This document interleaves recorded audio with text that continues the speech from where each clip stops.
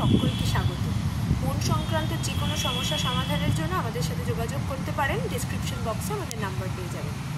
তো আগের দিন উবার বাইকে করে ফিরছি, অত্যন্ত যানজটপূর্ণ একটা জায়গায় হঠাৎ করেই আটকে গেছি এবং এমনই একটা পরিস্থিতি যে কোনো দিক দিয়েই আর কোনো গাড়ি বেরোতে পারছে না এবং এদিক থেকে ওদিকে যেতে পারছে না, এরকম একটা পরিস্থিতির সৃষ্টি হয়েছে। এমন অবস্থায় তো চারিদিক থেকে আমার পাশ থেকে গাড়ি যাচ্ছে, এই পাশ থেকে গাড়ি যাচ্ছে, বিভিন্ন বাইক এসে যাচ্ছে না, মানে ওই যেতে গিয়ে দাঁড়িয়ে পড়ছে, এরকম একটা পরিস্থিতি।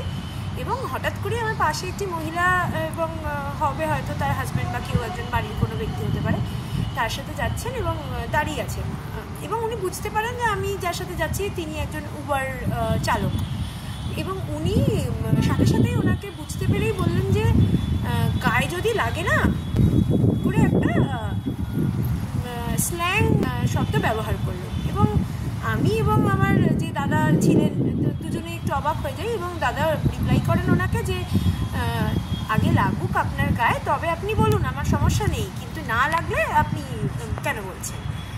তো ইন দ্য মিন টাইম উনি যেহেতু বুঝতে পারলেন যে ওনাকে আর ওরমভাবে বলে কোনো লাভ নেই, তো উনি ওনার পাস্ট কোনো এক্সপিরিয়েন্স, হয়তো ওনার খুব খারাপ কোনো এক্সপিরিয়েন্স ছিল, সেটা বলতে শুরু করলেন তার সহযাত্রী যে ছিলেন বাইকে তাকে, এবং অত্যন্ত 3-4টি স্ল্যাং ব্যবহার করে এবং এই আমার যে উবার দাদা ছিলেন তাকেই উদ্দেশ্য করে বললেন যে এদেরকে এরকমই বলা উচিত এবং এরা এই ধরনেরই মানুষ।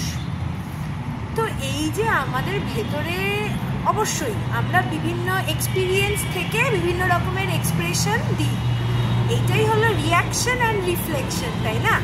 তো আমরা রিয়াক্ট তখনই করে ফেলছি যখন আমরা এই যে আগের আমাদের এক্সপিরিয়েন্সগুলো থেকে যে শিখলাম সেই শেখাটা সম্পূর্ণ না হয়, তখন আমরা রিয়াক্ট করে ফেলি।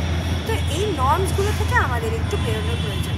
আপনাদের কি মনে হয়, এইটা কি আমরা জাজ করে ফেললাম না একটা মানুষকে আমাদের পুরোনো এক্সপিরিয়েন্স দিয়ে, সেটাকে পুরোটাই জেনারেলাইজ করে দিলাম ব্যাপারটাকে? তো এটা আমরা নিজেরা একটু প্রশ্ন করে দেখি, এটা কি আমরা ঠিক করছি?